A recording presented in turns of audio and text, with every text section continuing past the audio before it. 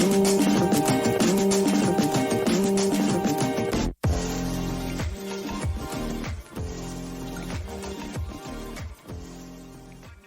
everyone, welcome to this news episode of Carolyn Talks, where I, your host Carolyn, I speak to film creators about their work and in the industry and what inspires them. And today I am joined by writer and director July Jung, who screened her new film Next So-hee at the 2022 Fantasia Film Festival. The film stars Kim Si-eun and Bae Doo-na. It's a great film, but it's very emotionally heavy, but it's a very important film because it talks about exploitation of teenagers and about mental and in an indirect way also about mental health and mental health awareness and how society and various systems can fail people, in particular schools and school administrators, teachers, parents as well as employers, especially those who place extreme pressure on employees to obtain these certain standards that these employers use to profit off of and never return that profit to the employees, especially teenagers, because this film is about a teenager, a student, who joins what is called an externship program,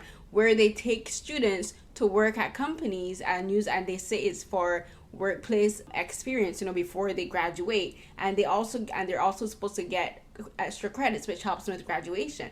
But these students are exploited. They're not paid minimum wage jobs. They're not given benefits that they're supposed to be given. They're not given bonuses that they're promised. Instead, they're worked extremely long hours. They're confronted with verbal, emotional, and sometimes physical abuse from customers at these call-in centers, as well as from their managers and supervisors and the people at the top. And it's a very important film, but as I said, it can be a bit disconcerting or maybe even distressing for some people. But I think it's worth a watch, and it's set in South Korea, and it does feature some aspects like these externship programs are very specific to Korean culture, but I think they also apply to other places, like in the West in particular, because like I grew up in Barbados, and I started work from very young. I started working before I even left secondary school. I was working in a supermarket at 15 years old, and we we're taught about independence, and like we have to be contributing members to society.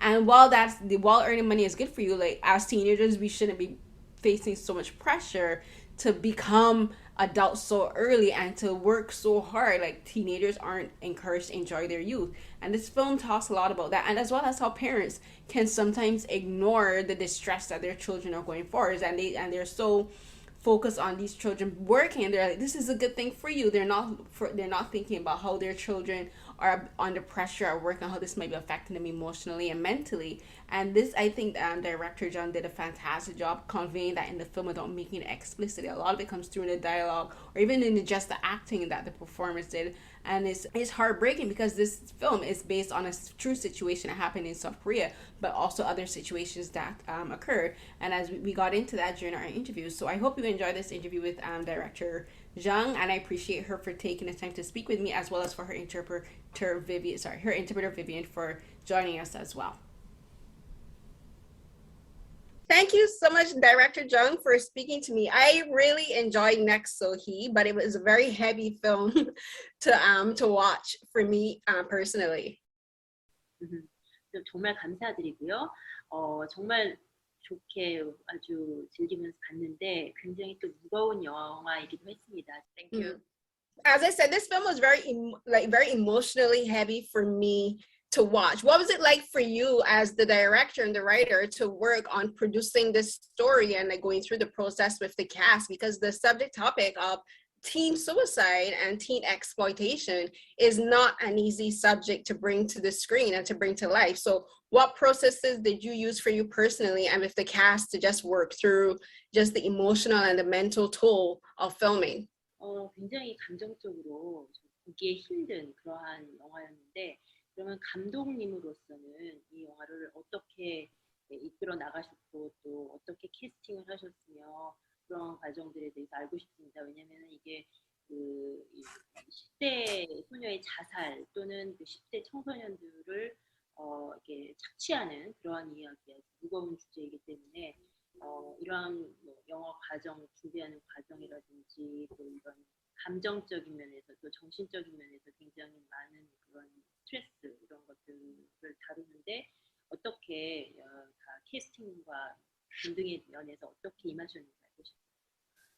우선 한국에서 실제로 있었던 이 사건을 영화로 만들어야겠다라고 결심한 이후에 무엇보다 반드시 이 이야기는 영화로 만들어져야 된다는 생각을 했습니다. 단지 사건을 고발하고 이 관객들에게 충격을 주는 것을 넘어서서 계속해서 이 이야기가 관객들의 마음속에 남기를 바랬고, 그리고 이 문제에 대해서 다 같이 오래도록 생각해 보기를 바랬기 때문입니다. 그러면서 영화를 1부, 2부로 나누고, 첫 번째 파트에서는 이 주인공이 어떻게 해서 일을 시작하게 되고 마지막에 죽는 것까지 충실하게 그 과정을 따라가면서 영화를 보고, 그 다음에 이 사건을 다루게 되는 형사를 등장시켜서 도대체 이 죽음이 어떻게 일어난 일인지를 그 사람의 관점에서, 그 사람이 이 관련한 사람들을 만나고 그들의 이야기를 들어가면서 온전하게 이 죽음을 이해하는 과정을 다루고 있습니다. 영화를 이렇게 두 부분으로 나눠야겠다고 생각하고 시나리오 작업을 하면서 이 두 번째 파트를 담당하는 이 형사로 처음부터 배두나 씨를 고려하고 있었고, 시나리오를 완성하자마자 그녀에게 시나리오를 보냈습니다. 그랬더니 바로 다음 날 본인이 하겠다고 연락을 했고, 무엇보다 만나서 이제 얘기를 하면서 제가 가장 확실하게 알았던 것은 내가 왜 이 영화를 만들고 싶어 하고 어떠한 방식으로 만들고 싶어 하는지 그 핵심을 명확하게 이해하고 있었고, 그리고 무엇보다 저에게 가장 큰 힘을 실어주는 동지 같은 존재였습니다. 그렇게 해서 오유진이라는 캐릭터를 담당하는 배두나 씨가 먼저 캐스팅이 됐고, 그 다음에 한국 관객들에게는 굉장히 낯선 새로운 얼굴로 이 소희라는 인물을 찾아야겠다고 결심을 했었고, 아주 오랜 오디션을 거칠 거라고 생각을 하고 있었는데, 마침 그때 저희 조 감독님과 함께 작업을 한 적이 있었던 이 김시은이란 배우를 저는 처음 본 친구였었는데 만나게 되었고, 그 친구랑 대화를 나눠보면서 내가 찾던 소희가 바로 이 사람이구나 라고 확신이 섰습니다. 그래서 그 자리에서 캐스팅을 제의했고 함께 하기로 했습니다.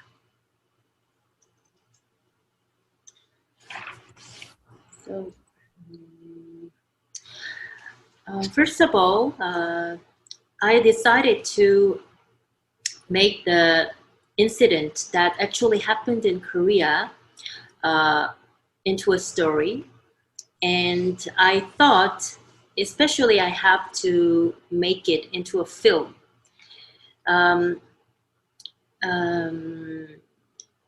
Then I didn't want to just treat this as a piece of investigative report or accusations of facts that just to shock the audience, but I wanted to make a story, bigger story, and so that it can remain in the minds of the audience longer time, and I thought that that's how it can remain in the memory of the people for a long time.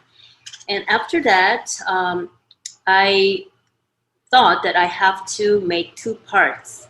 The first part shows how the main character started the work and how she finally commits suicide. So as an audience, we follow her very faithfully.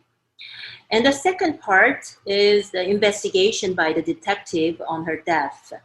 And she tries to understand why she committed suicide, how this happened, and she meets all these people concerned around her, and in order to find out and understand why she what kind of difficulty she went through, and why finally she decided to kill herself.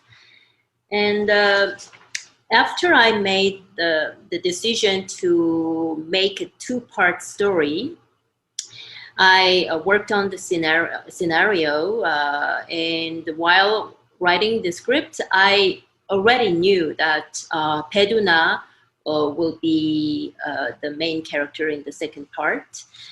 And so as soon as I finished the script, I sent her the completed script. And the next day, she accepted the proposal. Mm-hmm. And when I met her, I immediately knew that she understood why I wanted to make this film and how I wanted to convey, how I wanted to tell what I wanted to tell.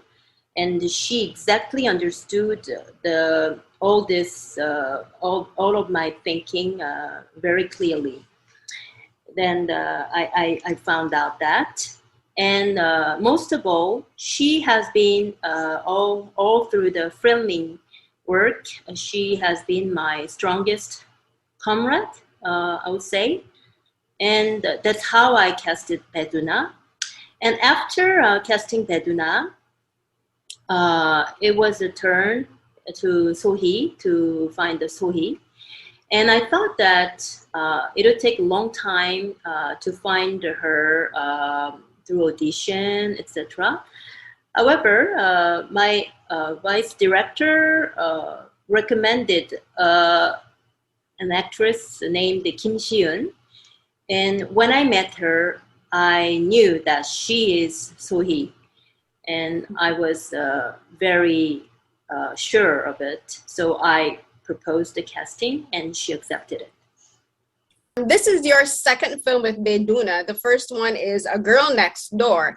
And they're kind of similar in that they both talk about how young girls in particular are abused by the adults in their lives. And A Girl Next Door is about familial abuse, like parental abuse, whereas Next Sohee is about the verbal abuse from like customers and exploitation that these young girls face in this externship program.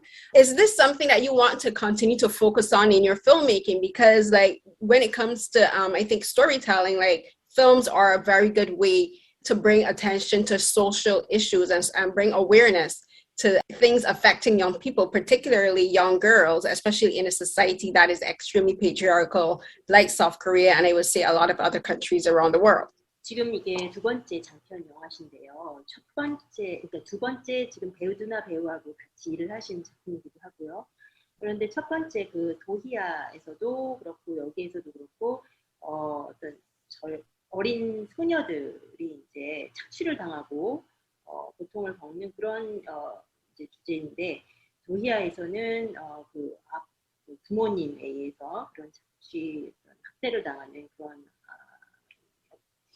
그런 이야기였다면 이제 이번에는 이제 고객을 응대하는 그러한 곳에서 일하면서 이제 인턴으로서 일하면서 이제 겪게 되는 그 어려움들, 착취 이런 것들을 이야기하고 있는데요.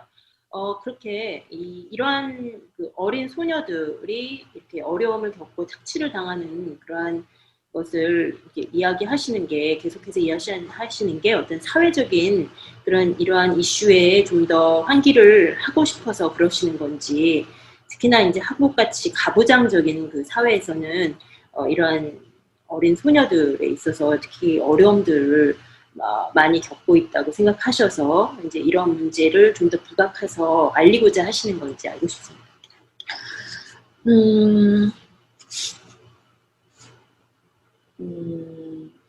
특별히 그 문제의식이 제가 너무나 강하게 있어서라기보다는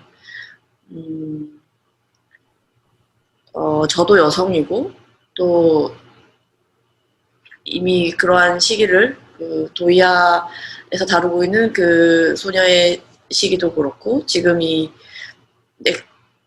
다음 소위에서 등장하는 이 고등학교를 이제 막 졸업한 아직 졸업도 시작도 하지 못한 상태이긴 하지만 아무튼 이런 시기도 그렇고 그런 시기를 겪어온 또 당사자이기도 하고 그러면서 자연스럽게 영화를 만드는 이야깃거리로 그 무렵의 친구들이 저한테 더 중요하게 다가온 것 같기는 합니다. 그렇다고 해서 그런 어떤 절박한 문제의식을 가지고 이 영화를 이 이야기를 꼭 한국 사회에 던져보고 싶다 하는 차원에서 영화를 만들었다기보다는 뭔가 살아있는 인물들 그리고 그렇게 해서 관객들 마음속에 오래도록 기억될 그런 이야기를 만들고 싶은 생각이 가장 컸던 것 같습니다.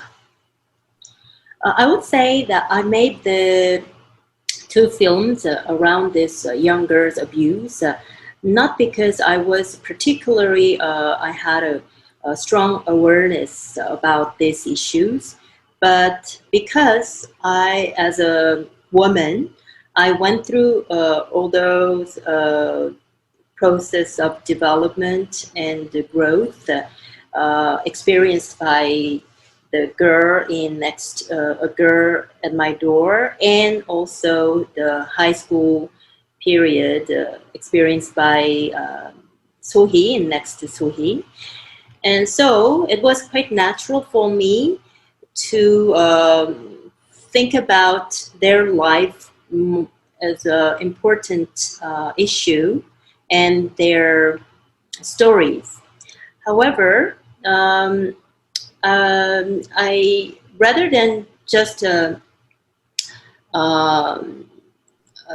throwing this issue with a very desperate sense of awareness or about this issue to the Korean society, I wanted to make films about them so that those people can become alive through the language of cinema and remain long time in the minds of the audiences. That's what I wanted. Mm-hmm. And for your research for this film, as you said at the beginning, and to reading that I've done, this film is based on a true event where a student did commit suicide because of the pressures of taking part in the externship program. Did you face any obstacles or any difficulties with obtaining research to prepare for writing the script and developing the film? Like, did you have any one saying that they didn't want to share information with you, or that you were probably being too invasive in any of your research or route for making the film?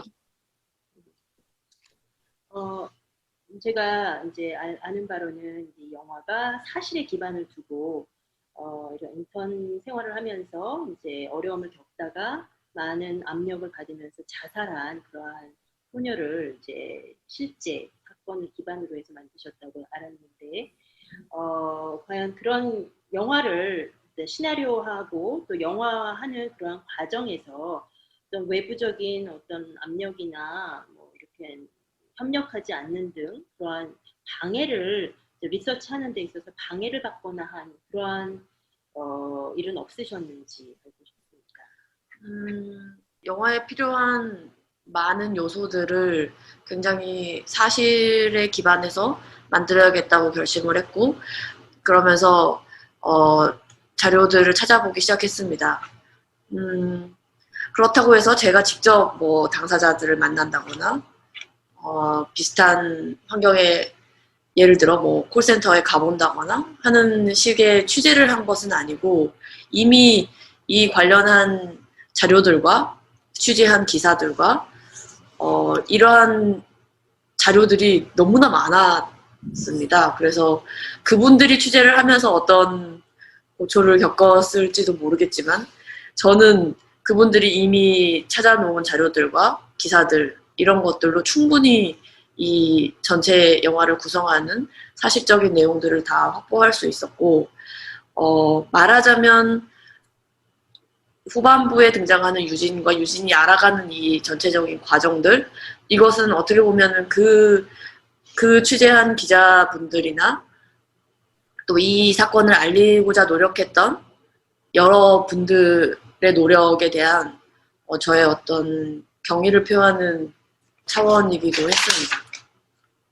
그분들이 끝까지 말하자면 그 사건이 일어났을 그 당시에만 국한되는 게 아니라 비슷한 일이 계속해서 일어난다는 사실을 계속해서 알려오고 후속된 취재들도 계속 해오시고 그러한 노력들이 있기에 지금 제가 이렇게 영화를 만들 수도 있었던 거고요.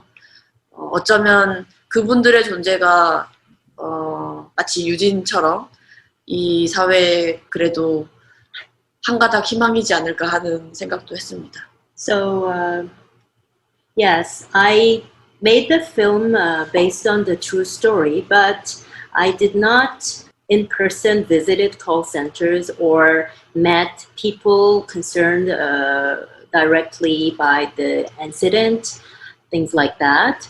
But I did research, reading a lot of newspapers and articles. And there were so many documents about that.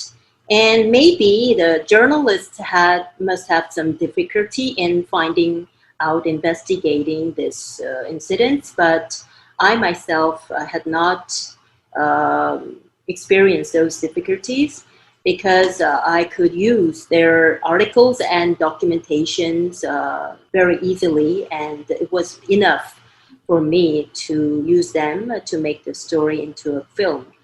And the latter part of the film is the process for the detective Eugene to understand and understand the reason of the death of the main character and investigation on it. And in some way, I wanted to pay homage to those who tried to investigate this incident and who wrote articles about it. And because they do not just stop writing articles after this incident, but they follow up with subsequent articles on different other similar types of death. So they continue to work to make awareness, increase the awareness in the society about this issue.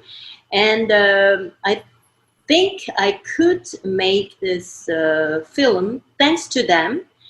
And I think their existence and their efforts are kind of the proof that we have still hope in our society. One of the things that I found interesting with this film is that you not only focused on So-hee, played by Kim Si-eun, but you also included a bit of kind of like background on what was happening with her friend Park Tae-jun, and also her manager, who unfortunately also committed suicide because of the pressure. And I think it's interesting and it's important that you show the story not only about a young girl, but also about how this kind of pressure affects grown adults, grown men, as well as young teenage boys, because Park Tae-jun himself was also having struggles with his own work, and Lee-jun actually reached out to him. Bae Doo-na's character reached out to him, and he cried because he wasn't expecting that kind of support. Was it important for you to show how basically these pressures affect everyone, especially young people and adults as well? 소희뿐 아니라 이제 그 감독님께서는 그 배경에서 여러 어려워하는 그런 다른 청소년들도 보여주고 또 다른 사람들도 보여줘요. 예를 들어서 박태준 그 학생도 굉장히 힘들어하는 모습, 그리고 그 소희의 매니저였던 그 분의 자살하고 이제 그분이 생을 마치는데 그런 모습들, 이런 것들도 보여주는 게 저한테는 상당히 흥미로웠거든요. 그래서 감독님께는 이러한 그 어린 소녀가 이런 자살하는 것, 이것뿐만이 아니라 그를 둘러싼 그 비슷한 환경에 있는 다른 사람들, 예를 들어서 박태준이라든지 그런 사람들을 이렇게 또 다 보여주는 것이 중요하셨나요? 그리고 어린 그 청소년들이 이러한 압력을 받아서 힘들어하는 모습, 이런 걸 보여주는 것이 중요하셨는지 알고 싶고요. 예를 들어서 박태준 학생 같은 경우는 이제 나중에 그 형사가 이렇게 내가 도와줄 수 있다 이러니까 거기에 이제 감정이 복받쳐서 우는 모습을 보이는데 이런 게 상당히 흥미로운데 그런 것이 그런 그런 사람들이 받는 압력이라든지 이런 것들을 표현하는 게 감독님 중요하셨나요? 우선 이렇게 말씀해 주셔서 제가 너무나 고맙고 어떤 이 영화의 본질을 바로 알아봐 주신 것 같아서 너무나 감사드립니다. 무엇보다 이 영화의 제목이 다음 소희가 된 이유이기도 합니다. 바로 그 지점들이요. 왜 단지 소희만이 아니라 소희도 방금 말씀하신 그 전 팀장님의 다음에 온 친구이기도 하고 또 태준이를 비롯해서 그렇게 힘들게 일하고 있는 친구들이 소희의 다음에 오는 친구들이기도 하니까요. 이 제목이 말하고 있는 바가 방금 말씀하신 바로 그러한 부분들이기도 합니다. First of all, I would like to express my gratitude to you for mentioning about these points. I think you really understood well the essential parts of this film, so I greatly appreciate it.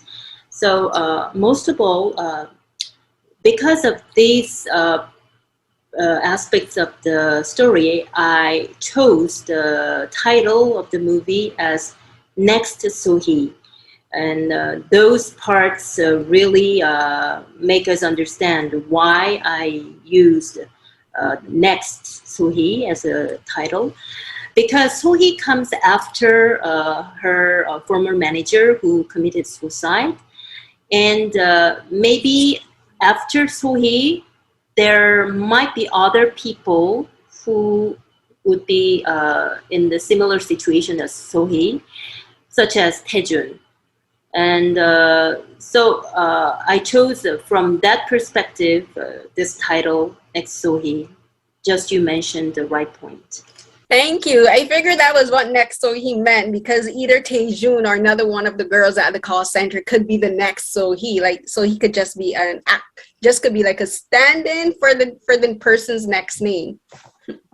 그래서 태준이라든지 아니면 콜센터에 일하는 다른 소녀들도 소희처럼 소희와 같은 길을 걸을 수 있는 다음 사람이 될 수도 있겠다. 이러한 의미에서 이제 하신 것 같다고 생각했습니다. Exactly. Exactly what you think. Yeah. Okay. Thank you so much for speaking with me. 감사합니다. Thank you very much, Vivian, for your work. Thank you very much. Thank you.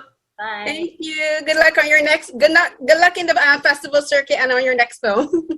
다음 영화에서도 성과를 거두시기를 바라겠습니다. Thank you. So that was another episode of Carolyn Talks, and in this episode I spoke with writer and director July Jung about her new film Next So-hee, which screened at the 2022 Fantasia Film Festival. I really enjoyed this film, but as I had said at the beginning of my interview with director Jung, that this film is very heavy and it could be a lot for some people to watch if they're not prepared. But I think it's a great watch, and it's a necessary watch because there's so much exploitation of young people taking place in workplace and even in schools where you have teachers who are supposed to be protecting them aren't protecting them through situations like these extern programs, as they're called. And I just hope that a lot of people realize that young people need help, and sometimes all it takes is a helping hand. And for someone like the detective played by Bae Doo-na reaching out to them and offering just a listening ear or a willingness to show that they care. And for the performances, they were all really good. And for the lead actress Kim Si-eun, she did a fantastic job playing So-hee because we got to know this character because she starts out as a dancer, and we get to see her transition through this emotional moment where she sees something that no child should ever have to see, and then she herself starts to have all these mental struggles. So it was done really well. The performances are really good, the direction is really good, and I can't wait to see what director Jung does next.